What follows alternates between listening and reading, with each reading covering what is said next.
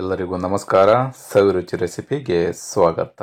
ನಾನಿವತ್ತು ತೋರಿಸ್ತಾ ಇರ್ತಕ್ಕಂಥ ರೆಸಿಪಿಗಳು 8 ಬಗೆಯ ಸಾಂಬಾರ್ ರೆಸಿಪಿಗಳನ್ನ ತೋರಿಸ್ತಾ ಇದ್ದೀನಿ. ದಿನಕ್ಕೊಂದು ಬಹಳ ರುಚಿಯಾಗಿರ್ತಕ್ಕಂಥ ಸಾಂಬಾರ್ ರೆಸಿಪಿಗಳನ್ನ ನೀವು ಮಾಡ್ಕೋಬಹುದು.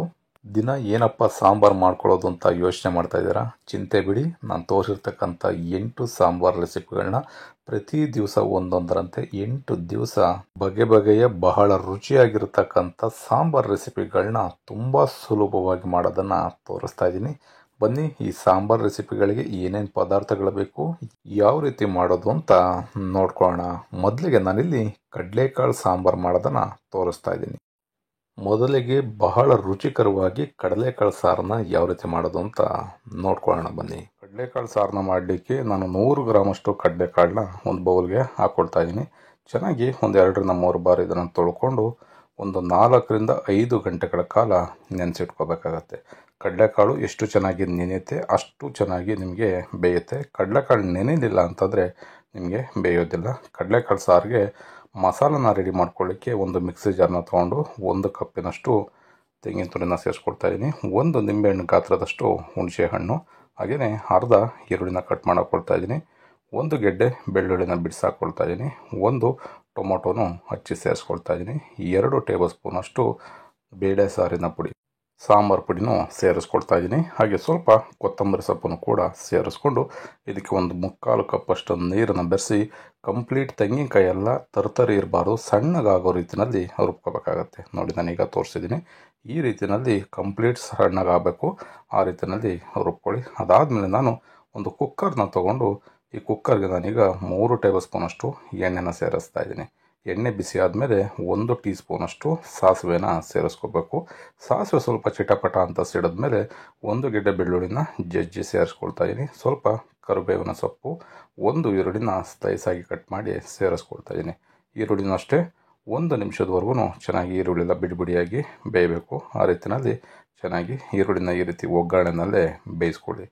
ಈ ರೀತಿ ಒಗ್ಗರಣೆ ಮಾಡಬೇಕಾದ್ರೆ ಆದಷ್ಟು ನೀವು ಉರಿನ ಕಡಿಮೆನಲ್ಲಿ ಇಟ್ಕೋಬೇಕು. ಉರಿ ಜಾಸ್ತಿ ಕೊಟ್ಟರೆ ಒಗ್ಗರಣೆ ಪದಾರ್ಥಗಳೆಲ್ಲ ಸೀದೋಗ್ಬಿಡುತ್ತೆ. ನೋಡಿ, ಈಗ ಈರುಳ್ಳಿನೂ ಅಷ್ಟೇ ತುಂಬ ಚೆನ್ನಾಗಿ ಫ್ರೈ ಆಗಿದೆ. ಇವಾಗ ನಾವು ನೆನೆಸಿಟ್ಕೊಂಡಿರ್ತಕ್ಕಂಥ ಕಡಲೆಕಾಳನ್ನು ಇದಕ್ಕೆ ಸೇರಿಸ್ಕೊಳ್ಳೋಣ. ಈ ರೀತಿ ಕಡಲೆಕಾಳನ್ನು ಅಷ್ಟೇ ಒಗ್ಗರಣೆಗೆ ಸೇರಿಸ್ಕೊಂಡು ಸ್ವಲ್ಪ ನಾವು ಒಂದು 2 ರಿಂದ 3 ನಿಮಿಷ ಒಗ್ಗರಣೆ ಜೊತೆನಲ್ಲಿ ಬೇಯಿಸ್ಕೊಂಡ್ರೆ ಕಡಲೆಕಾಳು ರುಚಿನೂ ಕೂಡ ತುಂಬ ಸಖತ್ತಾಗಿರುತ್ತೆ.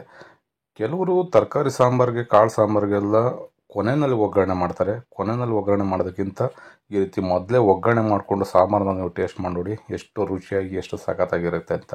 ಈಗ ರುಚಿಗೆ ತಕ್ಕಷ್ಟು ಉಪ್ಪನ್ನು ಹಾಕ್ಕೊಂಡು ಕಡಲೆಕಾಳನ್ನು ಅಷ್ಟೇ ಒಂದು 2 ರಿಂದ 3 ನಿಮಿಷ ಚೆನ್ನಾಗಿ ನಾನು ಈ ಒಗ್ಗರಣೆ ಜೊತೆನಲ್ಲೇ ಬೇಯಿಸ್ಕೊಂಡಿದ್ದೀನಿ. ಈ ಸಾಂಬಾರಿಗೆ ಏನೇನು ಪದಾರ್ಥಗಳನ್ನ ಬಳಸ್ತಾ ಇದ್ದೀನಿ ಅನ್ನೋದನ್ನು ಕೂಡ ಡಿಸ್ಕ್ರಿಪ್ಷನ್ ಬಾಕ್ಸಲ್ಲೂ ಕೂಡ ಕೊಟ್ಟಿರ್ತೀನಿ, ಅಲ್ಲೂ ನೀವು ನೋಡ್ಬೋದು. ಈಗ 1 ಈರುಳ್ಳಿನ ಕಟ್ ಮಾಡಿ ಸೇರಿಸ್ಕೊಳ್ತಾ ಇದ್ದೀನಿ. 1 ಕಪ್ಪಿನಷ್ಟು ಆಲೂಗೆಡ್ಡೆ, 1 ಕಪ್ಪಿನಷ್ಟು ಬೀನಿಸು. ಇದಕ್ಕೆ ಈಗ ಸ್ವಲ್ಪ ರುಬ್ಬಿಟ್ಕೊಂಡಂಥ ಸಾಂಬಾರು ಮಸಾಲನೂ ಕೂಡ ಸೇರಿಸ್ಕೊಂಡು ಈ ರೀತಿ ಸಾಂಬಾರು ಮಸಾಲ ಜೊತೆನಲ್ಲಿ ಸ್ವಲ್ಪ ತರಕಾರಿಗಳನ್ನ ಬೇಯಿಸ್ಕೊಳ್ಳಿ. ರುಚಿ ನೋಡಿ ಎಷ್ಟು ಸಖತ್ತಾಗಿರುತ್ತೆ ಅಂತ. ಈ ರೀತಿಯಲ್ಲಿ ಮರಿದೇನೆ ನೀವು ಮನೆಯಲ್ಲಿ 1 ಸಲ ನಾನು ತೋರಿಸಿರ್ತಕ್ಕಂಥ ವಿಧಾನದಲ್ಲಿ ಮಾಡ್ಕೊಂಡು ನೋಡಿ.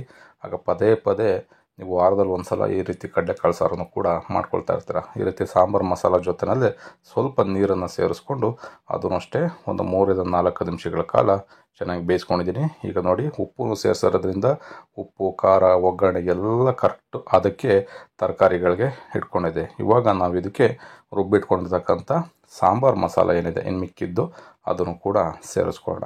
ಅದನ್ನು ಸೇರಿಸ್ಕೊಂಡು ನಿಮಗೆ ಸಾಂಬಾರು ಕನ್ಸಿಸ್ಟೆನ್ಸಿ ಎಷ್ಟು ಬೇಕು ನೋಡಿಕೊಂಡು ನೀವು ನೀರನ್ನು ಸೇರಿಸ್ಬೇಕಾಗತ್ತೆ. ನಿಮಗೆ ಗಟ್ಟಿ ಸಾಂಬಾರು ಬೇಕು ಅನ್ನೋದಾದರೆ ನೀರನ್ನು ಸ್ವಲ್ಪ ಕಡಿಮೆ ಹಾಕ್ಕೊಳ್ಳಿ.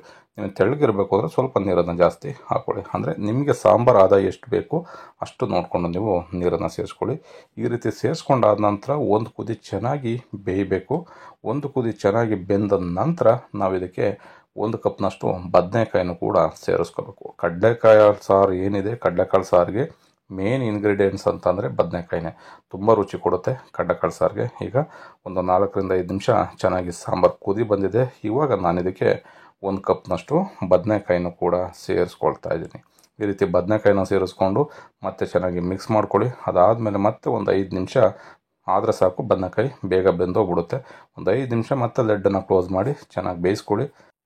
ಕಡಲೆಕಾಳು ಸಾರು ಬಹಳ ರುಚಿಕರವಾಗಿ ಮನೆಯಲ್ಲಿ ರೆಡಿ ಆಗುತ್ತೆ. ಈ ವಿಧಾನದಲ್ಲಿ ಮರಿದೇನೆ ನೀವು ಕೂಡ ಒಂದು ಸಲ ಕಡಲೆಕಾಳು ಸಾಂಬಾರನ್ನ ಟ್ರೈ ಮಾಡಿ. ಎರಡನೇ ಸಾಂಬಾರ್ ರೆಸಿಪಿ ನುಗ್ಗೆಕಾಯಿ ಸಾರನ್ನ ಬಹಳ ರುಚಿಕರವಾಗಿ ಯಾವ ರೀತಿ ಮಾಡೋದು ಅಂತ ನೋಡ್ಕೊಳ್ಳೋಣ ಬನ್ನಿ. ನಾನಿಲ್ಲಿ ಒಂದು 300 ಗ್ರಾಮ್ ಅಷ್ಟು ನುಗ್ಗೆಕಾಯಿನ ತೊಗೊಂಡಿದ್ದೀನಿ. 2 ಆಲೂಗಡ್ಡೆನ ಕಟ್ ಮಾಡಿ ಇಟ್ಕೊಂಡಿದ್ದೀನಿ. 1 ಕಪ್ಪು ಅಂದರೆ 50 ಗ್ರಾಮ್ ಅಷ್ಟು ತೊಗರಿಬೇಳೆ ತೊಗೊಂಡಿದ್ದೀನಿ.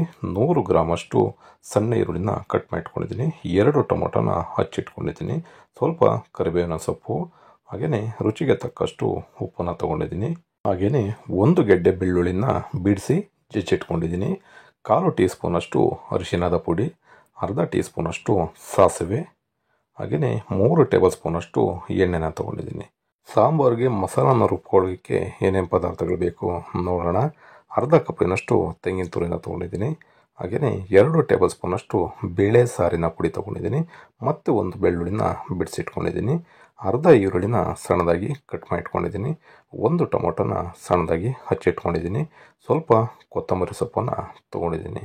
ಇಷ್ಟು ಪದಾರ್ಥಗಳು ರುಬ್ಬೋ ಮಸಾಲೆಗೆ ಬೇಕಾಗುತ್ತೆ. ಈಗ ಒಂದು ಕುಕ್ಕರ್ನ ತೊಗೊಂಡು ನಾವು ತೆಗೆದಿಟ್ಕೊಂಡಿರ್ತಕ್ಕಂಥ ತೊಗರಿ ಬೇಳೆನ ಅದಕ್ಕೆ ಸೇರಿಸಿ ಒಂದು 2ರಿಂದ 3 ಬಾರಿ ಚೆನ್ನಾಗಿ ತೊಳಿಬೇಕು. ಈ ರೀತಿ ತೊಳೆದ ನಂತರ ಇದಕ್ಕೆ ನಾನೀಗ 1 ಕಪ್ಪಿನಷ್ಟು ನೀರನ್ನು ಸೇರಿಸ್ಕೊಳ್ತಾ ಇದ್ದೀನಿ. ನೋಡಿ, ಈಗ ತೊಳೆದಾಗಿದೆ.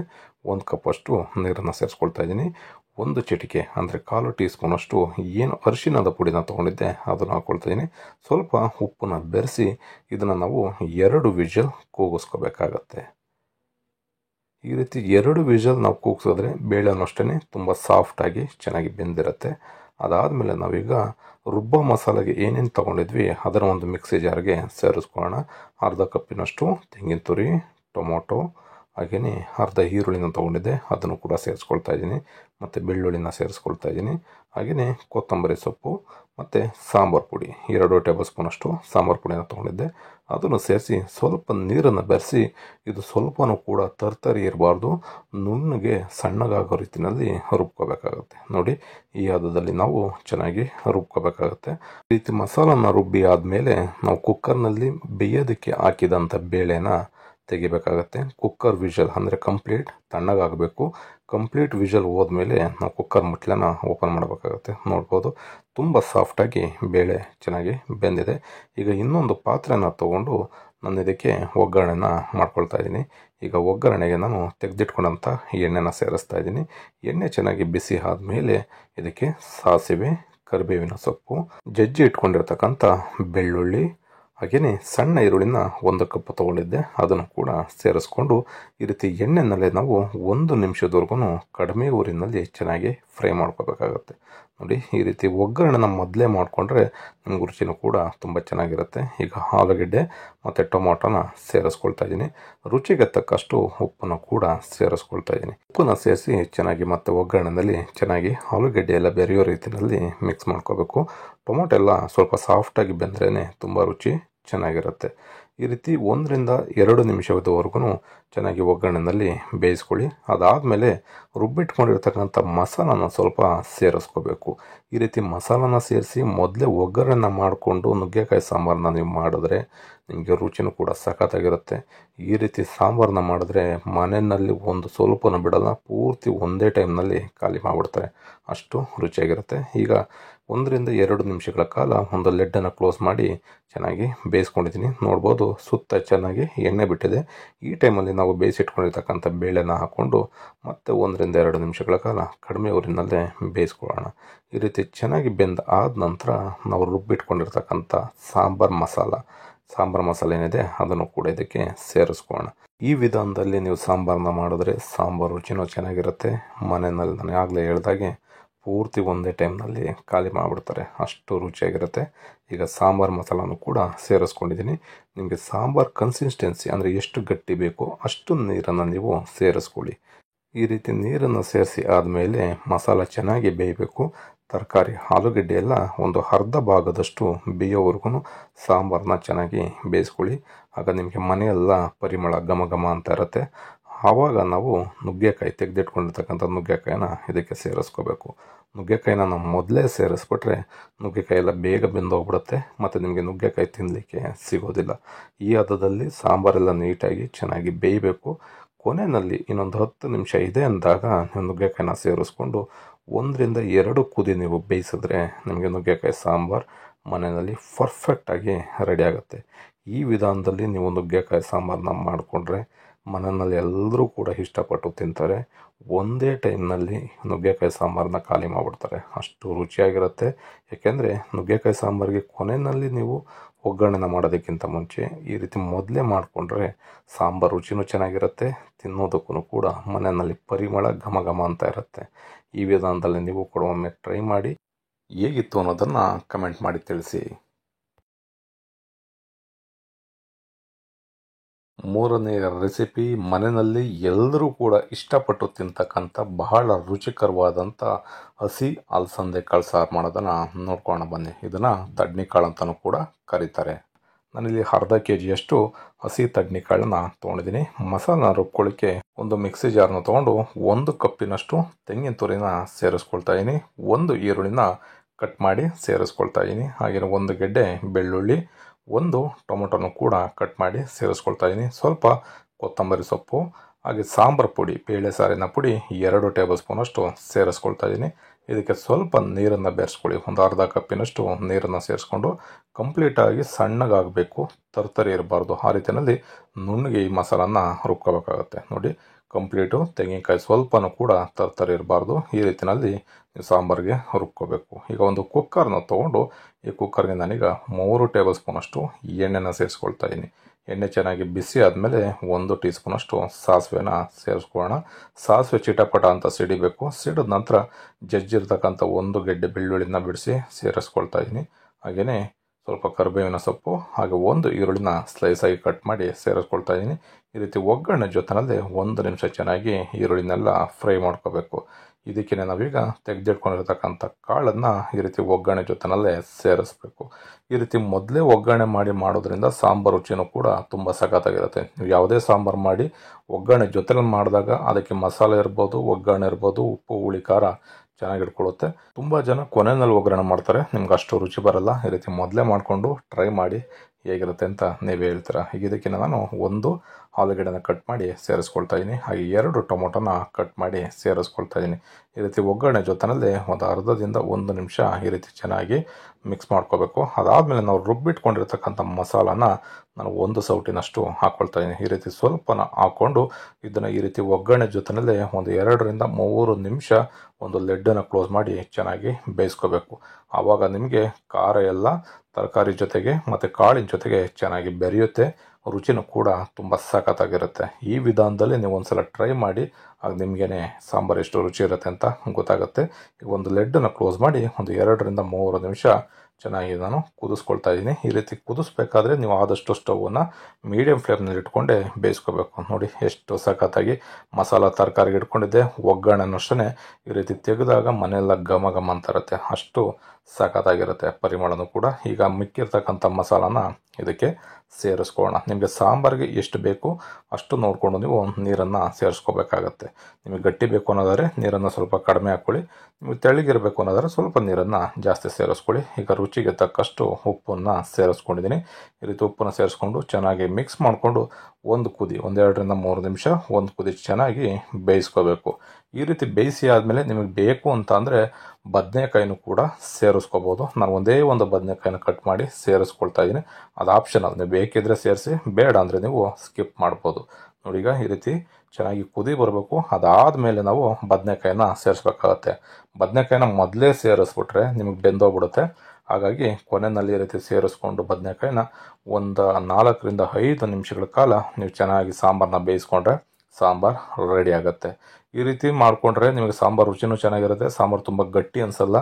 ಈ ರೀತಿ ಓಪನ್ ಆಗಿ ಆದಷ್ಟು ನೀವು ಸಾಂಬಾರುಗಳನ್ನ ಮಾಡ್ಕೊಳ್ಳಿ. ಯಾವುದೇ ಸಾಂಬಾರು ಮಾಡಿದ್ರು ಅಷ್ಟೇ ಕುಕ್ಕರ್ನಲ್ಲಿ ನೀವು ಕ್ಲೋಸ್ ಮಾಡಿ ವಿಷಲ್ ಓಡಿಸೋದಕ್ಕಿಂತ ಈ ರೀತಿ ಓಪನ್ ಆಗಿ ಮಾಡಿದ್ರೆ ಸಾಂಬಾರು ರುಚಿ ಚೆನ್ನಾಗಿರುತ್ತೆ. ನಿಮಗೆ 1 ದಿನ ಅಲ್ಲ 2 ದಿನ ಇಟ್ಟರೂ ಕೂಡ ಸಾಂಬಾರು ನಿಮ್ಗೆ ಈಗ ಮಾಡಿದಾಗ ಹೇಗಿರುತ್ತೆ ಅದೇ ಥರನೇ ನಾಳೆಗೂ ಕೂಡ ಇರುತ್ತೆ. ಅದೇ ಕುಕ್ಕರಲ್ಲಿ ಬೇಯಿಸ್ಬಿಟ್ರೆ ಏನಾಗ್ಬಿಡುತ್ತೆ, ಎಲ್ಲ ತರಕಾರಿ ಬೆಂದು ಮಸಾಲೆ ಎಲ್ಲ ಗಟ್ಟಿಯಾಗಿ ಕೇಕ್ ಥರ ಆಗಿಬಿಡುತ್ತೆ. ನೀವು ಈ ರೀತಿ ಓಪನ್ ಆಗಿ ಸಾಂಬಾರು ಬೇಯಿಸ್ಕೊಳ್ಳಿ. ಹಸಿ ಕಾಳದು ಯಾವುದೇ ನೀವು ಸಾಂಬಾರು ಮಾಡಿದ್ರೂ ಈ ರೀತಿ ಓಪನ್ ಆಗಿ ಬೇಯಿಸ್ಕೊಳ್ಳಿ. ನೋಡಿ, ಈಗ ಒಂದು 3-4 ನಿಮಿಷ ಚೆನ್ನಾಗಿ ಸಾಂಬಾರನ್ನ ಬೇಯಿಸ್ಕೊಂಡಿದ್ದೀನಿ. ಸಾಂಬಾರು, ತರಕಾರಿ, ಬದನೆಕಾಯಿ, ಆಲೂಗಡ್ಡೆ ಎಲ್ಲ ಬೆಂದಿದೆ. ಸಾಂಬಾರು ಕೂಡ ಬಹಳ ರುಚಿಕರವಾಗಿ ರೆಡಿಯಾಗಿದೆ. ಈ ವಿಧಾನದಲ್ಲಿ ಮರಿದೇನೆ ನೀವು ಕೂಡ ಒಂದು ಸಲ ಟ್ರೈ ಮಾಡಿ. 4ನೇ ಸಾಂಬಾರು ರೆಸಿಪಿ ಮೂಲಂಗಿ ಸಾಂಬಾರು ಮಾಡೋದನ್ನು ತೋರಿಸ್ತಾ ಇದ್ದೀನಿ. ಬನ್ನಿ ನೋಡ್ಕೊಳ್ಳೋಣ. ನೀವು ಮೂಲಂಗಿ ಸಾಂಬಾರನ್ನ ಈ ವಿಧಾನದಲ್ಲಿ ಮಾಡಿಕೊಂಡ್ರೆ ತಿಂದೇ ಇದ್ದವರು ಕೂಡ ಪೂರ್ತಿ ಖಾಲಿ ಮಾಡಿಬಿಡ್ತಾರೆ, ಅಷ್ಟು ರುಚಿಯಾಗಿರುತ್ತೆ. ಬನ್ನಿ ಇದನ್ನು ಯಾವ ರೀತಿ ಮಾಡೋದು ನೋಡೋಣ. ನಾನಿಲ್ಲಿ ಅರ್ಧ kg ಮೂಲಂಗಿನ ಈ ರೀತಿ ರೌಂಡಾಗಿ ಕಟ್ ಮಾಡಿ ಇಟ್ಕೊಂಡಿದ್ದೀನಿ. ನೀವು ಯಾವ ಥರ ಬೇಕಾದರೂ ಕಟ್ ಮಾಡ್ಕೋಬೋದು. ರೌಂಡಾಗಿ ಬೇಕಾದ್ರೂ ಮಾಡ್ಕೋಬೋದು ಅಥವಾ ಪೀಸಸ್ ಬೇಕಾದರೂ ಮಾಡ್ಕೋಬೋದು. ಹಾಗೆಯೇ ಒಂದು 50 ಗ್ರಾಮಷ್ಟು ತೊಗರಿ ಬೇಳೆನ 1 ಗಂಟೆಗಳ ಮುಂಚೆನೇ ನೆನೆಸಿಟ್ಕೊಂಡಿದ್ದೀನಿ. ನಾನಿಲ್ಲಿ ಕುಕ್ಕರ್ಗೆ ಹಾಕಿ ವಿಷಲ್ನ ಕೂಗಿಸಿ ಸಾಂಬಾರನ್ನ ಮಾಡ್ತಾಯಿಲ್ಲ, ಓಪನ್ ಮಾಡೋದನ್ನು ತೋರಿಸ್ತಾ ಇದ್ದೀನಿ. ಈಗ ಒಂದು ಮಿಕ್ಸಿ ಜಾರನ್ನ ತೊಗೊಂಡು ಮಸಾಲನ ರುಬ್ಕೊಳ್ಳೋದಕ್ಕೆ 1 ಕಪ್ಪಿನಷ್ಟು ತೆಂಗಿನಕಾಯಿನ ಸೇರಿಸ್ಕೊಂಡಿದ್ದೀನಿ. ಅರ್ಧ ಈರುಳ್ಳಿನ ಕಟ್ ಮಾಡಿ ಸೇರಿಸ್ಕೊಳ್ತಾ ಇದ್ದೀನಿ. 1 ಟೊಮೊಟೊನೂ ಕೂಡ ಸೇರಿಸ್ಕೊಳ್ತಾ ಇದ್ದೀನಿ. ಹಾಗೆ 1 ಗೆಡ್ಡೆ ಬೆಳ್ಳುಳ್ಳಿನ ಬಿಡಿಸಿ ಹಾಕ್ಕೊಳ್ತಾ ಇದ್ದೀನಿ. ಸ್ವಲ್ಪ ಕೊತ್ತಂಬರಿ ಸೊಪ್ಪು, ಹಾಗೆಯೇ 2 ಟೇಬಲ್ ಸ್ಪೂನಷ್ಟು ಸಾಂಬಾರು ಪುಡಿ, ಬೇಳೆ ಸಾರಿ ಪುಡಿನ ಸೇರಿಸ್ಕೊಂಡಿದ್ದೀನಿ. 1 ಕಪ್ಪಿನಷ್ಟು ನೀರನ್ನು ಸೇರಿಸ್ಕೊಂಡು ಇದನ್ನು ಫೈನ್ ಗ್ರೈಂಡ್ ಮಾಡ್ಕೋಬೇಕು. ಅಂದರೆ ಸ್ವಲ್ಪನೂ ಕೂಡ ತರ್ತರಿ ಇರಬಾರ್ದು. ತೆಂಗಿನಕಾಯಿ ಈ ರೀತಿಯಲ್ಲಿ ನುಣ್ಣಗಾಗೋವರೆಗೂ ಚೆನ್ನಾಗಿ ನಾವು ರುಬ್ಕೋಬೇಕಾಗತ್ತೆ.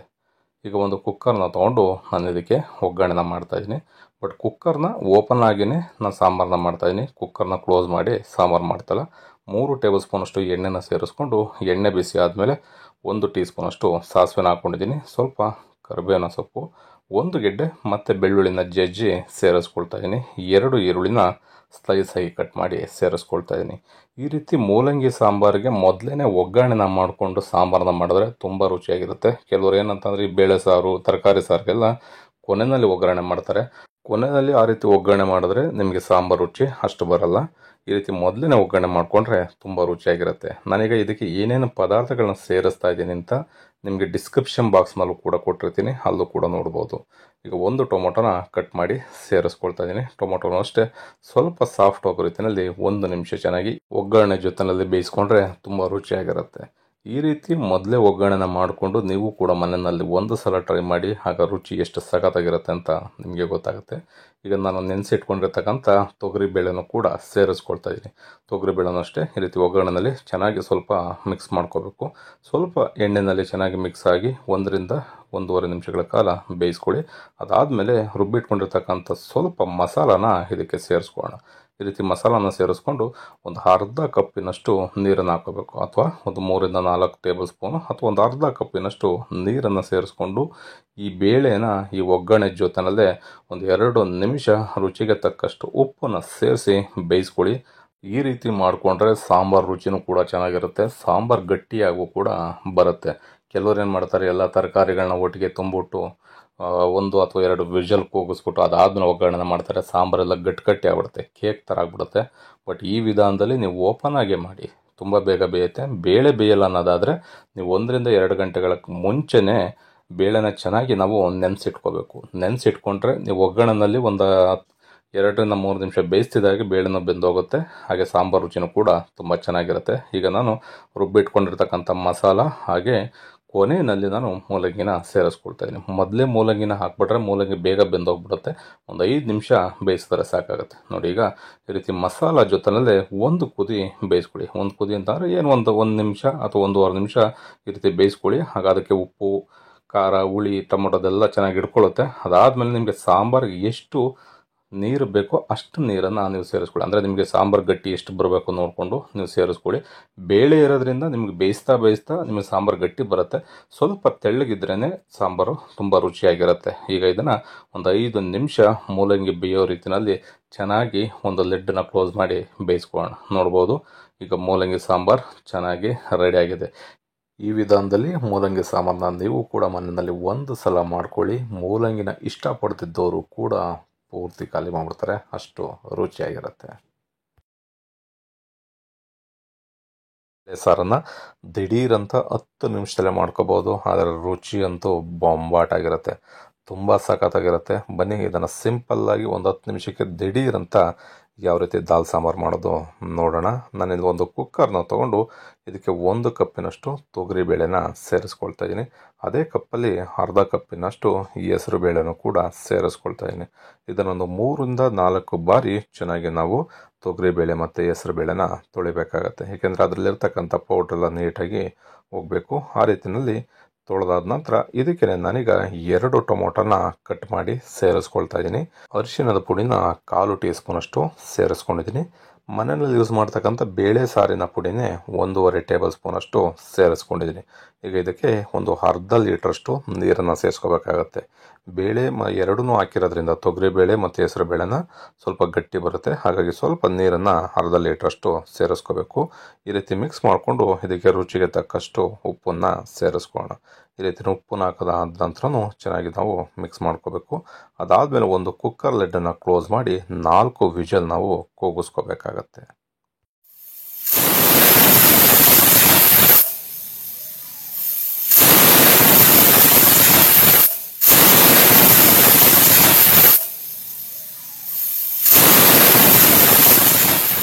ಈಗ 4 ವಿಷಲ್ ಆಗಿದೆ. ಕುಕ್ಕರ್ ತಣ್ಣಗಾದ ಮೇಲೆ ವಿಷಲ್ನ ತೆಗೆದು ನಾವು ಕುಕ್ಕರ್ ಲಿಡ್ಡನ್ನು ಓಪನ್ ಮಾಡಬೇಕು. ನೋಡ್ಬೋದು ಫ್ರೆಂಡ್ಸ್, ಎಷ್ಟು ಸಖತ್ತಾಗಿ ಬೇಳೆ ಟೊಮೊಟೊ ಎಲ್ಲ ಚೆನ್ನಾಗಿ ಬೆಂದಿದೆ ಅಂತ. ಇವಾಗ ಇದಕ್ಕೆ ನಾವು ಒಗ್ಗರಣೆನ ಮಾಡ್ಕೊಳ್ಳೋಣ. ಇದಕ್ಕೆ ಒಗ್ಗರಣೆ ಮಾಡಿಕೊಂಡು ಅನ್ನ ಜೊತೆ ತಿಂತಾ ಇದ್ರಂತೂ ಸಖತ್ತಾಗಿರುತ್ತೆ. ಈಗ ಒಂದು ಫ್ರೈ ಪ್ಯಾನ್ ತೊಗೊಂಡು ಇದಕ್ಕೆ 4 ಟೇಬಲ್ ಸ್ಪೂನಷ್ಟು ಎಣ್ಣೆನ ಸೇರಿಸ್ಕೊಳ್ತಾ ಇದ್ದೀನಿ. ಎಣ್ಣೆ ಬಿಸಿ ಆದಮೇಲೆ ಸಾಸಿವೆನ ಸ್ವಲ್ಪ ಸೇರಿಸ್ಕೊಂಡು 1 ಟೀ ಸ್ಪೂನಷ್ಟು ಚಿಟಪಟ ಅನ್ನೋವರೆಗೂ ವೆಯ್ಟ್ ಮಾಡಿ. ಅದಾದಮೇಲೆ 1 ಟೀ ಸ್ಪೂನಷ್ಟು ಜೀರಿಗೆ, 2 ಒಣಮೆಣಸಿಕಾಯಿನ ಸೇರಿಸ್ಕೊಳ್ತಾ ಇದ್ದೀನಿ. 1 ಗೆಡ್ಡೆ ಬೆಳ್ಳುಳ್ಳಿನ ಜಜ್ಜಿ ಸೇರಿಸ್ಕೊಳ್ತಾ ಇದ್ದೀನಿ. ಸ್ವಲ್ಪ ಕರಿಬೇವಿನ ಸೊಪ್ಪು. ಇದಿಷ್ಟು ಸ್ವಲ್ಪ ಒಂದು ಅರ್ಧ ನಿಮಿಷ ಫ್ರೈ ಆದಮೇಲೆ 1 ಈರುಳ್ಳಿನ ಕಟ್ ಮಾಡಿ ಇದಕ್ಕೇ ಸೇರಿಸ್ಕೋಬೇಕಾಗತ್ತೆ. ನೋಡಿ, ಈಗ ಅರ್ಧ ನಿಮಿಷ ಈ ರೀತಿ ಕಡಿಮೆ ಊರಿನಲ್ಲೇ ನಾವು ಒಗ್ಗರಣೆನ ಮಾಡ್ಕೋಬೇಕಾಗತ್ತೆ.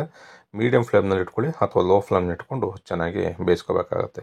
ಇದಕ್ಕೆ ನಾನೀಗ 1 ಈರುಳ್ಳಿನ ಸೇರಿಸ್ಕೊಂಡು ಈರುಳ್ಳಿನಷ್ಟೇ 1 ನಿಮಿಷದವರೆಗೂ ಇದೇ ರೀತಿ ಒಗ್ಗರಣೆನಲ್ಲಿ ಸ್ವಲ್ಪ ಚೆನ್ನಾಗಿ ಅದನ್ನು ಫ್ರೈ ಮಾಡ್ಕೊಳ್ತೀನಿ. ಈ ರೀತಿ ತಿರುಗಿಸ್ಬಿಟ್ಟು 1 ನಿಮಿಷ ಬಿಟ್ಟರೆ ಸಾಕು. ನೀಟಾಗಿ ಎಲ್ಲ ಬಿಡಿಯಾಗಿ ಈರುಳ್ಳಿ ಎಲ್ಲ ಚೆನ್ನಾಗಿ ಫ್ರೈ ಆಗುತ್ತೆ. ಅದಾದಮೇಲೆ ನಾವು ಇದನ್ನು ದಾಲ್ ಜೊತೆಗೆ ಸೇರಿಸ್ಕೋಬೇಕಾಗತ್ತೆ. ನೋಡ್ಬೋದು, ಈರುಳ್ಳಿನಷ್ಟೇ ಚೆನ್ನಾಗಿ ಈಗ ಫ್ರೈ ಆಗಿದೆ. ಇದನ್ನು ದಾಲ್ ಜೊತೆಗೆ ಸೇರಿಸಿ ಮಿಕ್ಸ್ ಮಾಡಿದ್ರೆ ದಾಲ್ ಸಾರು ರೆಡಿ ಆಗುತ್ತೆ. ಸಿಂಪಲ್ಲಾಗಿ ಒಂದು 10 ನಿಮಿಷದಲ್ಲೇ ಇದನ್ನು ಮಾಡ್ಕೋಬೋದು. ಮನೆಗೆ ಯಾರು ದಿಢೀರಂತ ಗೆಸ್ಟ್ ಬಂದರು ಅಂದರೆ ಆವಾಗಲೂ ಇಮಿಡಿಯೇಟಾಗಿ ಒಂದು 10-15 ನಿಮಿಷದಲ್ಲಿ ರೆಡಿ ಮಾಡ್ಕೋಬೋದು. ತುಂಬ ಸಖತ್ತಾಗಂತೂ ಇರುತ್ತೆ, ತುಂಬ ರುಚಿಯಾಗಿರುತ್ತೆ. ಈಗ ಕೊನೆಯಲ್ಲಿ ಸ್ವಲ್ಪ ಕೊತ್ತಂಬರಿ ಸೊಪ್ಪನ್ನು ಸೇರಿಸ್ಕೊಂಡು 1 ಕುದಿ ಮತ್ತೆ ನಾವು ಇದನ್ನು ಬೇಯಿಸ್ಕೋಬೇಕಾಗತ್ತೆ. ನೋಡಿ, ಈ ರೀತಿಯಲ್ಲಿ 1 ಕುದಿ ಬೇಯಿಸ್ಕೊಂಡ್ರೆ ನಿಮಗೆ ಸಾಕಾಗತ್ತೆ. 6ನೇ ಸಾಂಬಾರು ರೆಸಿಪಿ ಮನೆಯಲ್ಲಿ ಎಲ್ಲರೂ ಕೂಡ ಇಷ್ಟಪಡ್ತಕ್ಕಂಥ ಇದಕ್ಕಿದ ಅವರೆಕಾಳು ಸಾಂಬಾರು ಮಾಡೋದನ್ನು ತೋರಿಸ್ತಾ ಇದ್ದೀನಿ. ನಾನು ತೋರಿಸ್ತಕ್ಕಂಥ ವಿಧಾನದಲ್ಲಿ ಮಾಡಿಕೊಂಡ್ರೆ ಪೂರ್ತಿ ಖಾಲಿ ಮಾಡಿಬಿಡ್ತೀರ. ನಾನು ಅರ್ಧ kg ಅವರೆಕಾಳನ್ನ ಚಿಲ್ಕಿಸಿ ಇಟ್ಕೊಂಡಿದ್ದೀನಿ. ಈಗ ಒಂದು ಫ್ರೈ ಪ್ಯಾನ ತೊಗೊಂಡು 1 ಟೀ ಸ್ಪೂನಷ್ಟು ಎಣ್ಣೆನ ಸೇರಿಸ್ಕೊಂಡು 1 ಇಂಚಿನಷ್ಟು ಚಕ್ಕೆ, 1 ಇಂಚಿನಷ್ಟು ಶುಂಠಿ, ಹಾಗೆ ಒಂದು 5-6 ಲವಂಗ, 1 ಗೆಡ್ಡೆ ಬೆಳ್ಳುಳ್ಳಿನ ಬಿಡಿಸಿ ಸೇರಿಸ್ಕೊಳ್ತಾ ಇದ್ದೀನಿ. 4 ಬ್ಯಾಡಗಿ ಮೆಣಸಿನ್ಕಾಯಿ, ಒಂದು ಅರ್ಧ ಈರುಳ್ಳಿನ ಕಟ್ ಮಾಡಿ ಸೇರಿಸ್ಕೊಳ್ತಾ ಇದ್ದೀನಿ. ನೀವು ಈ ರೀತಿ ಸಾಂಬಾರು ಏನು ಮಾಡ್ತೀರಾ, ಇದಕ್ಕಿದ ಅವರೆಕಾಳು ಸಾರು ಮಾಡೋದಾದರೆ ಈ ರೀತಿ ನೀವು ಎಲ್ಲ ಪದಾರ್ಥಗಳನ್ನು ಒಂದು ಫ್ರೈ ಪ್ಯಾನಲ್ಲಿ ಹುರ್ಕೊಂಡು ನೀವು ಮಾಡಿದ್ರೆ ಸಾಂಬಾರು ರುಚಿ ಅಲ್ಟಿಮೇಟ್ ಆಗಿರುತ್ತೆ. ಇದನ್ನು ಒಂದು 2-3 ನಿಮಿಷ ಈ ರೀತಿ ಫ್ರೈ ಮಾಡ್ಕೊಂಡು ಸಾಂಬಾರು ಮಾಡಿ ನೋಡಿ, ತುಂಬ ಸಖತ್ತಾಗಿರುತ್ತೆ. ಈಗ ಇದಕ್ಕೇ 1 ಕಪ್ಪಿನಷ್ಟು ಕೊಬ್ಬರಿ ಅಥವಾ ತೆಂಗಿನ ತುರಿನ ನೀವು ಸೇರಿಸ್ಕೋಬೇಕಾಗತ್ತೆ. ಹಾಗೆಯೇ 1 ಟೀ ಸ್ಪೂನಷ್ಟು ಗಸಗಸೆನೂ ಕೂಡ ಸೇರಿಸ್ಕೊಳ್ತಾ ಇದ್ದೀನಿ. ಈ ರೀತಿ ಗಸಗಸೆನ ಹಾಕೋದ್ರಿಂದ ಸಾಂಬಾರು ರುಚಿ ಅಂತೂ ಅಲ್ಟಿಮೇಟ್ ಆಗಿರುತ್ತೆ. ಈ ರೀತಿ ತೆಂಗಿನಕಾಯಿ ಅಥವಾ ಕೊಬ್ಬರಿನ ನೀವು 1 ಕಪ್ ಸೇರಿಸ್ಕೊಂಡು ಅದನ್ನು ಅಷ್ಟೇ 1 ನಿಮಿಷ ಚೆನ್ನಾಗಿ ಫ್ರೈ ಮಾಡ್ಕೊಳ್ಳಿ. ಕೊನೆಯಲ್ಲಿ ಸ್ವಲ್ಪ ಕೊತ್ತಂಬರಿ ಸೊಪ್ಪನ್ನ ಹಾಕ್ಕೊಂಡು ಈ ರೀತಿ ಮಿಕ್ಸ್ ಮಾಡಿಕೊಂಡ್ರೆ ಸಾಕಾಗತ್ತೆ. ಇದು ಕಂಪ್ಲೀಟಾಗಿ ತಣ್ಣಗಾಗಲಿಕ್ಕೆ ಬಿಡಬೇಕು. ಒಂದು 10 ನಿಮಿಷ ತಣ್ಣಗಾದಮೇಲೆ ಇದನ್ನೊಂದು ಮಿಕ್ಸಿ ಜಾರ್ಗೆ ಸೇರಿಕೊಂಡು ನಾವು ಚೆನ್ನಾಗಿ ನುಣ್ಣಗಾಗೋ ರೀತಿಯಲ್ಲಿ ರುಬ್ಕೋಬೇಕಾಗತ್ತೆ. ಈಗ ನಾನು ಒಂದು ಮಿಕ್ಸಿ ಜಾರ್ಗೆ ಸೇರಿಸ್ಕೊಳ್ತಾ ಇದ್ದೀನಿ. ಇದಕ್ಕೆ ನಾವೀಗ ಬೇಳೆ ಸಾರಿನ ಪುಡಿ, ಸಾಂಬಾರು ಪುಡಿನ 2 ಟೇಬಲ್ ಸ್ಪೂನಷ್ಟು ಸೇರಿಸ್ಕೊಳ್ತಾ ಇದ್ದೀನಿ. ಸ್ವಲ್ಪ ನೀರನ್ನು ಬೆರೆಸಿ, ಸ್ವಲ್ಪನೂ ಕೂಡ ತರ್ತರಿ ಇರಬಾರ್ದು, ಆ ರೀತಿಯಲ್ಲಿ ನುಣ್ಣಗೆ ನಾವು ಇದನ್ನು ರುಬ್ಕೋಬೇಕಾಗತ್ತೆ. ನೀವು ಎಷ್ಟು ಚೆನ್ನಾಗಿ ಮಸಾಲನ ರುಬ್ಕೊಳ್ತೀರ ಸಾಂಬಾರು ರುಚಿ ಅಷ್ಟು ಸಖತ್ತಾಗಿ ಬರುತ್ತೆ. ಈಗ ಒಂದು ಕುಕ್ಕರ್ನ ತೊಗೊಂಡು ನಾನು ಇದಕ್ಕೆ ಒಂದು 3 ಟೇಬಲ್ ಸ್ಪೂನಷ್ಟು ಎಣ್ಣೆನ ಸೇರಿಸ್ಕೊಳ್ತಾ ಇದ್ದೀನಿ. ಎಣ್ಣೆ ಚೆನ್ನಾಗಿ ಬಿಸಿ ಆದಮೇಲೆ 1 ಟೀ ಸ್ಪೂನಷ್ಟು ಸಾಸಿವೆನ ಸೇರಿಸ್ಕೋಬೇಕು. ಸಾಸಿವೆ ಸ್ವಲ್ಪ ಚಿಟಪಟ ಅಂತ ಸಿಡಿದ ಮೇಲೆ ಸ್ವಲ್ಪ ಕರಿಬೇವಿನ ಸೊಪ್ಪು ಹಾಗೆ 1 ಗೆಡ್ಡೆ ಬೆಳ್ಳುಳ್ಳಿನ ಜಜ್ಜಿ ಸೇರಿಸ್ಕೊಳ್ತಾ ಇದ್ದೀನಿ. ಈ ರೀತಿ ಎಣ್ಣೆಯಲ್ಲಿ ಸ್ವಲ್ಪ ಅದನ್ನು ಮಿಕ್ಸ್ ಮಾಡ್ಕೊಳ್ಳಿ. ಒಂದು 10 ಸೆಕೆಂಡು ಮಿಕ್ಸ್ ಮಾಡಿಕೊಂಡ್ರೆ ಸಾಕು. ಇದಕ್ಕೆ ನಾನೀಗ 1 ಈರುಳ್ಳಿನ ಕಟ್ ಮಾಡಿ ಸೇರಿಸ್ಕೊಳ್ತಾ ಇದ್ದೀನಿ. ಈ ರೀತಿ ಸಾಂಬಾರಿಗೆ ನೀವು ಮೊದಲೇ ಒಗ್ಗರಣೆ ಮಾಡಿಕೊಂಡ್ರೆ ತುಂಬ ರುಚಿಯಾಗಿರುತ್ತೆ. ಮನೆಯಲ್ಲಿ ಘಮ ಘಮ ಅಂತ ಪರಿಮಳನೂ ಕೂಡ ಬರ್ತಾ ಇರುತ್ತೆ. ನೀವು ಒಗ್ಗರಣೆ ಕೊನೆಯಲ್ಲಿ ಮಾಡೋದಕ್ಕಿಂತ ಈ ರೀತಿ ಮೊದಲೇ ಮಾಡಿಕೊಂಡು ಸಾಂಬಾರನ್ನ ರುಚಿ ನೋಡಿ ತುಂಬ ಸಖತ್ತಾಗಿರುತ್ತೆ. ಇದಕ್ಕೆ ನಾನೀಗ ಇದಕ್ಕಿದ್ದ ಅವರೆಕಾಳನ್ನು ಕೂಡ ಸೇರಿಸ್ಕೊಳ್ತಾ ಇದ್ದೀನಿ. ಈ ರೀತಿ ಒಗ್ಗರಣೆ ಜೊತೆ ಸೇರಿಸ್ಕೊಂಡು ಚೆನ್ನಾಗಿ ನೀವು ಇದನ್ನು ಒಂದು 2 ನಿಮಿಷ ಫ್ರೈ ಮಾಡ್ಕೊತು ಅಂತಂದರೆ ಮನೆಯೆಲ್ಲ ಘಮ ಘಮ ಅಂತ ಇರುತ್ತೆ. ಸಾಂಬಾರು ರುಚಿ ಅಂತೂ ಅಲ್ಟಿಮೇಟ್ ಆಗಿರುತ್ತೆ. ಈ ವಿಧಾನದಲ್ಲಿ ನೀವು ಒಂದ್ಸಲ ಟ್ರೈ ಮಾಡಿ. ಕೊನೆಯಲ್ಲಿ ಒಗ್ಗರಣೆ ಮಾಡೋದಕ್ಕಿಂತ ಈ ರೀತಿ ಮೊದಲೇ ಮಾಡಿಕೊಂಡು ಟ್ರೈ ಮಾಡಿ. ನಾನು ಇದಕ್ಕೆ ಈಗ 1 ಆಲೂಗೆಡ್ಡೆನ ಕಟ್ ಮಾಡಿ ಸೇರಿಸ್ಕೊಳ್ತಾ ಇದ್ದೀನಿ. 1 ಟೊಮೊಟೊನು ಕೂಡ ಕಟ್ ಮಾಡಿ ಸೇರಿಸ್ಕೊಳ್ತಾ ಇದ್ದೀನಿ. ಬರೀ ನಿಮಗೆ ಬೇಳೆನೇ ಜಾಸ್ತಿ ಇದೆ ಅನ್ನೋದಾದ್ರೆ ಬರೀ ಬೇಳೆನಲ್ಲೇ ಮಾಡ್ಕೊಳ್ಳಿ, ತುಂಬ ಚೆನ್ನಾಗಿರುತ್ತೆ. ನಿಮಗೆ ಬೇಕು ಅಂದರೆ ತರಕಾರಿಗಳು ಜಾಸ್ತಿ ಸಿಗಬೇಕು ಅನ್ನೋದಾದರೆ ಈ ರೀತಿ ಒಂದು ಆಲೂಗೆಡ್ಡೆನೂ ಹಾಕೋಬೋದು. ಕೆಲವರು ಬೀನಸ್ನೂ ಸೇರಿಸ್ತಾರೆ ಮತ್ತು 1-2 ಬದನೆಕಾಯಿನೂ ಕೂಡ ಸೇರಿಸ್ಕೊಳ್ತಾರೆ. ನೀವು ಬೇಡ ಅನ್ನೋದಾದರೆ ಬರೀ ಕಾಳಿನಲ್ಲೇ ನೀವು ಮಾಡ್ಕೋಬೋದು. ಈಗ 1 ಸೌಟಿನಷ್ಟು ರುಬ್ಬಿದಂಥ ಮಸಾಲಾನ ಸೇರಿಸ್ಕೊಂಡು ಸ್ವಲ್ಪ ನೀರನ್ನು ಬೆರೆಸಿ ನೋಡಿ, ಈ ರೀತಿ ಒಗ್ಗರಣೆ ಜೊತೆನಲ್ಲೇ ಒಂದು 2 ನಿಮಿಷ ಕುದಿ ಬರಲಿ. ಒಂದೇ ಒಂದು ಕುದಿ ಬರೋವರೆಗೂ ಚೆನ್ನಾಗಿ ಕುದಿಸ್ಕೋಬೇಕು. ಅದಾದಮೇಲೆ ನೀವು ಮಸಾಲಾನ ಸೇರಿಸಿ ಸಾಂಬಾರನ್ನ ಮಾಡಿ ಮನೆಯೆಲ್ಲ ನಾನು ಆಗಲೇ ಹೇಳ್ದಾಗೆ ಘಮ ಘಮ ಅಂತ ಪರಿಮಳ ಬರ್ತಾ ಇರುತ್ತೆ. ಈ ರೀತಿ ಮಸಾಲಾನ ಸೇರಿಸಿ ಆದಮೇಲೆ ರುಚಿಗೆ ತಕ್ಕಷ್ಟು ಉಪ್ಪನ್ನ ಹಾಕೊಳ್ಳೋಣ. ಇದನ್ನು ಒಂದು 2 ನಿಮಿಷ ಒಂದು ಲೆಡ್ಡನ್ನು ಕ್ಲೋಸ್ ಮಾಡಿ ಚೆನ್ನಾಗಿ ನಾನೀಗ ಬೇಯಿಸ್ಕೊಳ್ತಾ ಇದ್ದೀನಿ. ಈ ರೀತಿ ಬೇಯಿಸ್ಕೊಂಡ್ರೆ ಸಾಂಬಾರು ರುಚಿ ಚೆನ್ನಾಗಿರುತ್ತೆ. ಒಗ್ಗರಣೆ ಮಸಾಲಾನು ಕೂಡ ಕಾಳುಗಳಿಗಿರ್ಬೋದು ಎಲ್ಲದಕ್ಕೂ ತರಕಾರಿಗೆ ಚೆನ್ನಾಗಿ ಹಿಡ್ಕೊಳ್ಳುತ್ತೆ. ಇವಾಗ ನಾನು ಇದಕ್ಕೆ ರುಬ್ಬಿಟ್ಕೊಳಂಥ ಮಿಕ್ಕಿರ್ತಕ್ಕಂಥ ಮಸಾಲಾನ ಸೇರಿಸ್ಕೊಂಡು ನಿಮಗೆ ಸಾಂಬಾರಿಗೆ ಎಷ್ಟು ಅನುಗುಣವಾಗಿ ನೀರು ಬೇಕು ಅಷ್ಟನ್ನು ನೀವು ಸೇರಿಸ್ಕೊಳ್ಳಿ. ತುಂಬ ಜಾಸ್ತಿ ತೆಳ್ಳಗೆ ಬೇಕು ಅಂದ್ರೂ ನೀವು ಒಂದು ಸ್ವಲ್ಪ ನೀರನ್ನು ಜಾಸ್ತಿ ಹಾಕ್ಕೋಬೋದು. ತುಂಬ ತೆಳ್ಳಗಿದ್ರೂ ಏನಿಲ್ಲ, ಸಾಂಬಾರು ರುಚಿ ಚೆನ್ನಾಗಿರುತ್ತೆ ಈ ಸಾಂಬಾರು ಮಾತ್ರ. ಏಕೆಂದರೆ ನಾವು ಕಾಳನ್ನು ಚಿಲ್ಕಿಸಿ ಮಾಡ್ತಾ ಇರೋದ್ರಿಂದ ಸಾಂಬಾರು ಗಟ್ಟಿ ಬರುತ್ತೆ, ಹಾಗಾಗಿ ರುಚಿನೂ ಕೂಡ ಚೆನ್ನಾಗಿರುತ್ತೆ.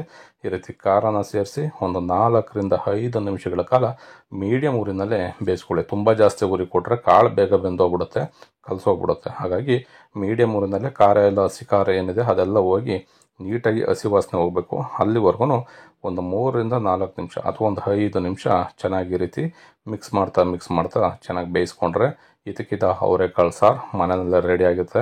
ನಾನು ತೋರಿಸಿರ್ತಕ್ಕಂಥ ವಿಧಾನದಲ್ಲಿ ನೀವು ಒಂದು ಸಲ ಟ್ರೈ ಮಾಡಿ ನೀವು ರುಚಿ ಹೇಗಿತ್ತು ಅನ್ನೋದನ್ನು ನೀವೇ ತಿಳಿಸ್ತೀರ. ಅಷ್ಟು ಸಖತ್ತಾಗಿರ್ತಕ್ಕಂಥ ಇದಕ್ಕಿದ್ದ ಅವರೆಕಾಳು ಸಿಂಪಲ್ಲಾಗಿ ಕಡಿಮೆ ಸಮಯದಲ್ಲಿ ಮಾಡೋದನ್ನು ತೋರಿಸಿದ್ದೀನಿ.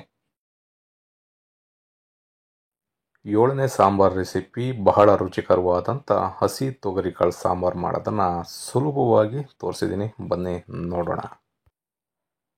ನಾನಿಲ್ಲಿ ಅರ್ಧ ಕಪ್ಪಷ್ಟು ತೆಂಗಿನ ತುರಿನ ತೊಗೊಂಡು ಒಂದು ಮಿಕ್ಸಿ ಜಾರ್ಗೆ ಸೇರಿಸ್ಕೊಳ್ತಾ ಇದ್ದೀನಿ.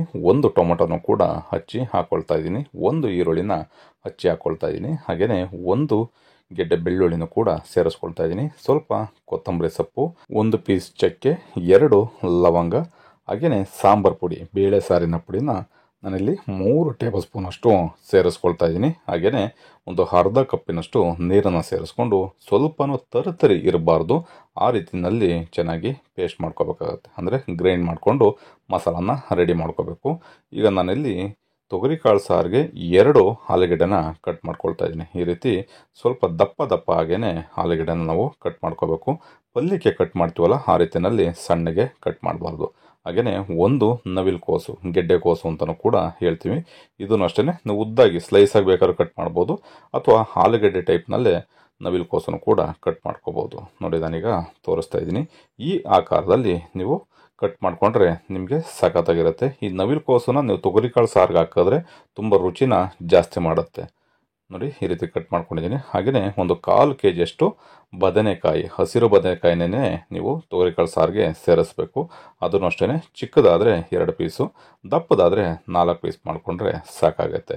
ಇದಿಷ್ಟು ತರಕಾರಿಗಳನ್ನ ನಾವು ತೊಗರಿಕಾಳು ಜೊತೆಯಲ್ಲಿ ಸೇರಿಸಿದ್ರೆ ಸಾಂಬಾರು ರುಚಿ ಸಖತ್ತಾಗಿರುತ್ತೆ. ಈಗ ನಾನು ತರಕಾರಿನೂ ಕೂಡ ಹಚ್ಕೊಂಡಿದ್ದೀನಿ. ಈಗ ಒಂದು ಕುಕ್ಕರನ್ನು ತೊಗೊಂಡು ಇದಕ್ಕೆ ಒಂದು 3 ಟೇಬಲ್ ಸ್ಪೂನಷ್ಟು ಎಣ್ಣೆನ ಸೇರಿಸ್ಕೊಳ್ತಾ ಇದ್ದೀನಿ. ಎಣ್ಣೆ ಬಿಸಿ ಆಗಬೇಕು. ಆವಾಗ ನಾವು ಇದಕ್ಕೆ ಸ್ವಲ್ಪ ಸಾಸಿವೆನ ಸೇರಿಸ್ಕೊಳ್ತಾ ಇದ್ದೀನಿ. ಸ್ವಲ್ಪ ಕರಿಬೇವಿನ ಸೊಪ್ಪು, ಹಾಗೆ ಒಂದು ಗೆಡ್ಡೆ ಬೆಳ್ಳುಳ್ಳಿನ ಜಜ್ಜಿ ಸೇರಿಸ್ಕೊಳ್ತಾ ಇದ್ದೀನಿ. ಇದನ್ನು 1 ನಿಮಿಷಗಳ ಕಾಲ ಕಡಿಮೆ ಊರಿನಲ್ಲಿ ಅಂದರೆ ಲೋ ಫ್ಲೇಮ್ನಲ್ಲೇ ನಾವು ಚೆನ್ನಾಗಿ ಫ್ರೈ ಮಾಡ್ಕೋಬೇಕಾಗತ್ತೆ. ಒಗ್ಗರಣೆ ನೀವು ಯಾವತ್ತೇ ಮಾಡಿದ್ರೂ ಅಷ್ಟೇ ಕಡಿಮೆ ಊರಿನಲ್ಲಿ ಉರಿ ಕೊಟ್ಕೊಂಡು ನಾವು ಒಗ್ಗರಣೆನ ಮಾಡ್ಕೋಬೇಕಾಗತ್ತೆ. ಈಗ 1 ಟೊಮೊಟೊ ಹಾಗೆಯೇ 1 ಈರುಳ್ಳಿನ ಸೇರಿಸ್ಕೊಂಡು ಅದನ್ನು ಅಷ್ಟೇ 1 ನಿಮಿಷದವರೆಗೂ ನಾನು ಫ್ರೈ ಮಾಡ್ಕೊಳ್ತಾ ಇದ್ದೀನಿ. ಟೊಮೊಟೊ ಮತ್ತು ಈರುಳ್ಳಿ ಚೆನ್ನಾಗಿ ಸಾಫ್ಟ್ ಆಗಬೇಕು, ಅಲ್ಲಿವರೆಗೂ ನಾವು 1 ನಿಮಿಷದವರೆಗೂ ಚೆನ್ನಾಗಿ ಫ್ರೈ ಮಾಡ್ಕೊಳ್ಳೋಣ. ನೋಡಿ, ಈ ರೀತಿ ಎಣ್ಣೆಯಲ್ಲಿ ಒಗ್ಗರಣೆನ ನಾವು ಮೊದಲೇ ನಾವು ಮಾಡಿಕೊಂಡ್ರೆ ನಿಮಗೆ ರುಚಿನ ಜಾಸ್ತಿ ಕೊಡುತ್ತೆ. ಈಗ ರುಚಿಗೆ ತಕ್ಕಷ್ಟು ಉಪ್ಪನ್ನು ಕೂಡ ನಾವು ಒಗ್ಗರಣೆನಲ್ಲೇ ಸೇರಿಸ್ಕೋಬೇಕಾಗುತ್ತೆ. ಕೆಲವರು ಈ ಬೇಳೆ ಸಾರು, ತರಕಾರಿ ಸಾರುಗಳಿಗೆಲ್ಲ ಕೊನೆಯಲ್ಲಿ ಒಗ್ಗರಣೆ ಮಾಡ್ತಾರೆ. ಆ ರೀತಿ ಮಾಡೋದಕ್ಕಿಂತ ಈ ರೀತಿ ಮೊದಲೇ ಮಾಡಿದ್ರೆ ತುಂಬ ರುಚಿಯಾಗಿರುತ್ತೆ. ಈ ಥರದಲ್ಲಿ ನೀವು ಕೂಡ ಒಂದ್ಸಲ ಟ್ರೈ ಮಾಡಿ, ಅದಾದಮೇಲೆ ನೀವೇ ಹೇಳ್ತೀರಾ. ಈಗ ನಾನು ಒಂದು 300 ಗ್ರಾಮ್ ಅಷ್ಟು ಹಸಿ ತೊಗರಿಕಾಳನ್ನು ಬಿಡಿಸಿ ಅದನ್ನು ಕ್ಲೀನ್ ಮಾಡಿ ಸೇರಿಸ್ಕೊಂಡಿದ್ದೀನಿ. ಮತ್ತು ಈ ಒಗ್ಗರಣೆನಲ್ಲೇ ಅದನ್ನು ಅಷ್ಟೇ ಒಂದು 2-3 ನಿಮಿಷಗಳ ಕಾಲ ಹಸಿ ತೊಗರಿ ಕಾಳಿಗೆಲ್ಲ ಒಗ್ಗರಣೆ ಚೆನ್ನಾಗಿ ಹಿಡ್ಕೋಬೇಕು. ಉಪ್ಪನ್ನು ಹಾಕಿರೋದ್ರಿಂದ ಅದನ್ನು ಕೂಡ ಕಾಳಿಗೆ ಚೆನ್ನಾಗಿ ಹಿಡ್ಕೋಬೇಕು. ಆ ರೀತಿಯಲ್ಲಿ ಬೇಯಿಸ್ಕೊಳ್ಳೋಣ. ಅದಾದಮೇಲೆ ನಾವು ಕಟ್ ಮಾಡಿ ಇಟ್ಕೊಂಡಿರ್ತಕ್ಕಂಥ ತರಕಾರಿಗಳನ್ನ ಸೇರಿಸ್ಕೊಳ್ಳೋಣ. ತರಕಾರಿ ಸೇರಿಸ್ಬೇಕಾದ್ರೂ ಅಷ್ಟೇ ನಾವು ಬದನೆಕಾಯಿನ ಸೇರಿಸ್ಕೊಳ್ತಾ ಇರೋದ್ರಿಂದ ಉರಿನ ಜಾಸ್ತಿ ಕೊಟ್ಕೋಬಾರ್ದು. ಒಗ್ಗರಣೆನಲ್ಲೇ ಉರಿ ಜಾಸ್ತಿ ಕೊಟ್ಕೊಂಡ್ಬಿಟ್ರೆ ಬದನೆಕಾಯಿ ಎಲ್ಲ ಕಪ್ಪಾಗ್ಬಿಡುತ್ತೆ. ಈಗ ರುಬ್ಬಿಟ್ಕೊಂಡಿರ್ತಕ್ಕಂಥ ಮಸಾಲನೂ ಸೇರಿಸಿ ಈ ರೀತಿ ಚೆನ್ನಾಗಿ ಮಿಕ್ಸ್ ಮಾಡಿಕೊಂಡು ಈ ರೀತಿ ಒಗ್ಗರಣೆ ಮಸಾಲ ಜೊತೆಯಲ್ಲಿ ಒಂದು 2 ನಿಮಿಷ ಫ್ರೈ ಮಾಡ್ಕೊಳ್ಳಿ. ರುಚಿನ ಜಾಸ್ತಿ ಮಾಡುತ್ತೆ.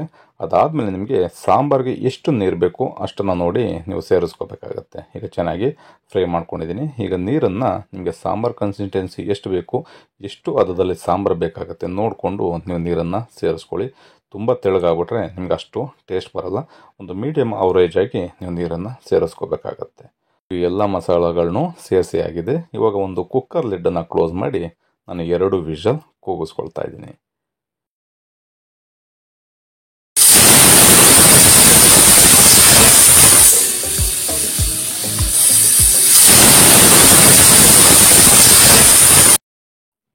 ಎರಡು ವಿಷಲ್ ಕೂಗಿಸಿ ಆದ ನಂತರ ಸ್ವಲ್ಪ ಕುಕ್ಕರೆಲ್ಲ ತಣ್ಣಗಾಗಿ ವಿಷಲ್ ಹೋಗೋವರೆಗೂ ಬಿಡಬೇಕು. ಅದಾದಮೇಲೆ ನಾವು ತೆಗಿಬೇಕಾಗತ್ತೆ. ನೋಡಿದ್ರಲ್ಲ ಫ್ರೆಂಡ್ಸ್, ಎಷ್ಟು ಸಖತ್ತಾಗಿ ಸುಲಭವಾಗಿ ಕಡಿಮೆ ಸಮಯದಲ್ಲಿ ಹಸಿ ತೊಗರಿ ಕಾಳು ಸಾರನ್ನು ಮನೆಯಲ್ಲಿ ಮಾಡೋದನ್ನು ತೋರಿಸಿದ್ದೀನಿ. ಈ ವಿಧಾನದಲ್ಲಿ ನಿಮ್ಮ ಮನೆಯಲ್ಲಿ ಒಂದು ಸಲ ಟ್ರೈ ಮಾಡಿ ಹೇಗಿತ್ತು ಅನ್ನೋದನ್ನು ಕಮೆಂಟ್ ಬಾಕ್ಸಲ್ಲಿ ತಿಳಿಸಿ. ವಾರದ 8ನೇ ಸಾಂಬಾರ್ ರೆಸಿಪಿ ಎಲ್ಲರೂ ಕೂಡ ಇಷ್ಟಪಡ್ತಾರೆ. ಈ ವಿಧಾನದಲ್ಲಿ ಮಾಡಿಕೊಂಡ್ರೆ ಹೀರೆಕಾಯಿ ಸಾರನ್ನು ತುಂಬ ಸುಲಭವಾಗಿ ಮಾಡೋದನ್ನು ತೋರಿಸಿದ್ದೀನಿ. ನಾನು ತೋರಿಸ್ತಕ್ಕಂಥ ವಿಧಾನದಲ್ಲಿ ನೀವು ಕೂಡ ಒಮ್ಮೆ ಟ್ರೈ ಮಾಡಿ. ನಾನಿಲ್ಲಿ ಅರ್ಧ ಕೆಜಿಯಷ್ಟು ಹೀರೆಕಾಯಿನ ಈ ರೀತಿ ಸಿಪ್ಪೆನ ಎರೆದು ಈ ರೀತಿ ಅರ್ಧ ಭಾಗಗಳಾಗಿ ಕಟ್ ಮಾಡಿ ಇಟ್ಕೊಂಡಿದ್ದೀನಿ. ನಾನು ಅರ್ಧ ಕೆಜಿಯಷ್ಟು ಹೀರೆಕಾಯಿನ ತೊಗೊಂಡಿದ್ದೀನಿ. ಈ ರೀತಿ ಹೀರೆಕಾಯಿ ಸಾಂಬಾರನ್ನ ಮಾಡಲಿಕ್ಕೆ ಒಂದು 50 ಗ್ರಾಮ್ ಅಷ್ಟು ತೊಗರಿಬೇಳೆ ಕೂಡ ಬೇಕಾಗುತ್ತೆ. ಈಗ ತೊಗರಿಬೇಳೆನ ನಾನು ಒಂದು ಕುಕ್ಕರ್ಗೆ ಸೇರಿಸ್ಕೊಳ್ತಾ ಇದ್ದೀನಿ. ಅದನ್ನು ಅಷ್ಟೇ ಒಂದು 2-3 ಬಾರಿ ತೊಗರಿಬೇಳೆನ ಚೆನ್ನಾಗಿ ತೊಳಿಬೇಕಾಗತ್ತೆ. ಈ ರೀತಿ ತೊಳೆದು ಈ ನೀರನ್ನು ತೆಗೆದು ಸಪ್ರೇಟಾಗಿ ನಾವು ಒಂದು ಅರ್ಧ ಲೀಟ್ರಷ್ಟು ನೀರನ್ನು ಸೇರಿಸ್ಕೊಳ್ಳೋಣ. ಈ ರೀತಿ ನೀರನ್ನು ಸೇರಿಸಿ ಆದಮೇಲೆ ಇದಕ್ಕೆ 1 ಟೊಮೊಟೊನ ನಾನು ಕಟ್ ಮಾಡಿ ಸೇರಿಸ್ಕೊಳ್ತಾ ಇದ್ದೀನಿ. ಹಾಗೆ ಒಂದು 1/4 ಟೀ ಸ್ಪೂನಷ್ಟು ಅರಿಶಿಣದ ಪುಡಿನೂ ಕೂಡ ಸೇರಿಸ್ಕೊಳ್ತಾ ಇದ್ದೀನಿ. ಸ್ವಲ್ಪ ಉಪ್ಪನ್ನು ಕೂಡ ಸೇರಿಸ್ಕೊಂಡು 1 ಟೀ ಸ್ಪೂನಷ್ಟು ಎಣ್ಣೆನ ಹಾಕ್ಕೊಳ್ತಾ ಇದ್ದೀನಿ. ಈ ರೀತಿ ಎಣ್ಣೆನ ಹಾಕೋದ್ರಿಂದ ತೊಗರಿಬೇಳೆನೂ ಅಷ್ಟೇ ತುಂಬ ಸಾಫ್ಟಾಗಿ ಬೇಯುತ್ತೆ. ಈ ರೀತಿ ಸೇರಿಸ್ಕೊಂಡು ಚೆನ್ನಾಗಿ ಮಿಕ್ಸ್ ಮಾಡ್ಕೋಬೇಕು. ಅದಾದಮೇಲೆ ಒಂದು ಕುಕ್ಕರ್ ಲಿಡ್ಡನ್ನು ಕ್ಲೋಸ್ ಮಾಡಿ ಒಂದು 3 ವಿಷಲ್ ಕೂಗಿಸ್ಬೇಕಾಗತ್ತೆ.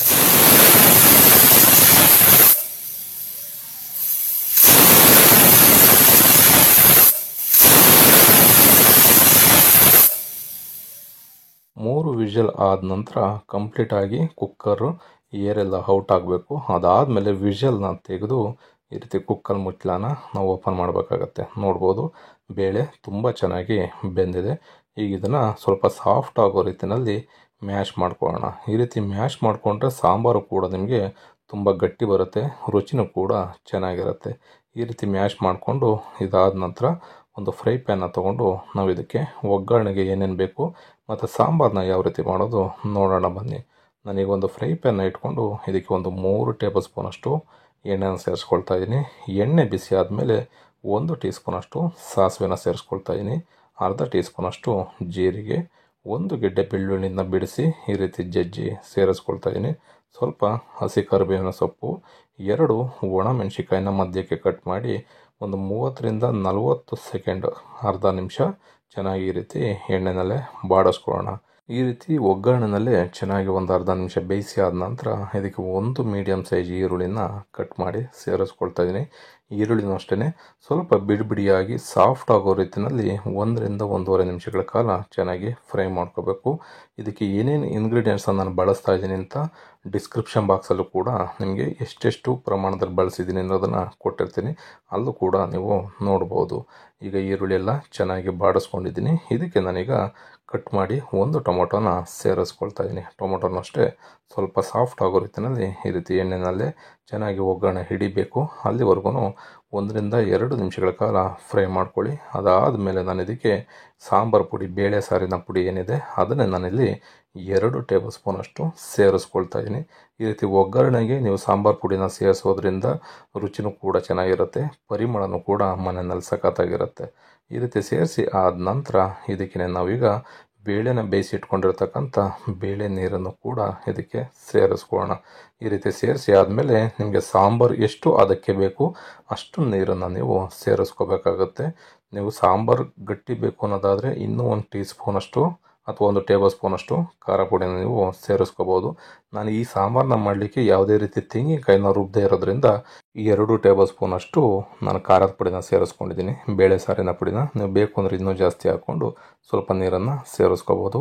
ಮತ್ತು ನಾನು ರುಚಿಗೆ ತಕ್ಕಷ್ಟು ಸ್ವಲ್ಪ ಉಪ್ಪನ್ನು ಬೆರೆಸಿ ಇದನ್ನು ಒಂದು 4-5 ನಿಮಿಷಗಳ ಕಾಲ ಚೆನ್ನಾಗಿ ಕುದಿ ಬರೋವರೆಗೂ ಬೇಯಿಸ್ಕೋಬೇಕಾಗತ್ತೆ. ನೋಡಿ, ಈಗ ಚೆನ್ನಾಗಿ ಕುದಿನೂ ಕೂಡ ಬಂದಿದೆ. ಮನೆಯಲ್ಲೂ ಅಷ್ಟೇ ಪರಿಮಳ ತುಂಬ ಸಖತ್ತಾಗಿರುತ್ತೆ. ಈ ವಿಧಾನದಲ್ಲಿ ನೀವು ಸಾಂಬಾರನ್ನ ಮಾಡಿದ್ರೆ ಬೇಳೆ ಸಾರು ಅಥವಾ ತರಕಾರಿ ಸಾರಿಗೆ ಮೊದಲೇ ನೀವು ಎಲ್ಲ ಬೇಳೆ ತರಕಾರಿ ಎಲ್ಲ ಬೇಯಿಸ್ಕೊಂಡು ಕೊನೆಯಲ್ಲಿ ಒಗ್ಗರಣೆ ಮಾಡೋದಕ್ಕಿಂತ ಈ ರೀತಿ ಮೊದಲೇ ಒಗ್ಗರಣೆ ಮಾಡಿಕೊಂಡು ಮಸಾಲೆಗಳೆಲ್ಲ ಬೆಂದ ಮೇಲೆ ನೀವು ತರಕಾರಿನ ಸೇರಿಸಿ ಈ ರೀತಿ ಸಾಂಬಾರನ್ನ ಮಾಡಿ ರುಚಿ ನೋಡಿ, ತುಂಬ ಅದ್ಭುತವಾಗಿರುತ್ತೆ. ಈಗ ನಾನು ಮಸಾಲೆ ಎಲ್ಲ ನೀಟಾಗಿ ಬೆಂದಿದೆ ಒಂದು 4-5 ನಿಮಿಷಗಳ ಕಾಲ. ಇವಾಗ ನಾನು ಹೀರೆಕಾಯಿನ ಸೇರಿಸ್ಕೊಂಡು ಮತ್ತೆ ಒಂದು 4-5 ನಿಮಿಷಗಳ ಕಾಲ ಚೆನ್ನಾಗಿ ಬೇಯಿಸ್ಕೊಳ್ತಾ ಇದ್ದೀನಿ. ಹೀರೆಕಾಯಿನೂ ಅಷ್ಟೇ ತುಂಬ ಬೇಗ ಸಾಫ್ಟಾಗಿ ಬೆಂದೋಗ್ಬಿಡುತ್ತೆ.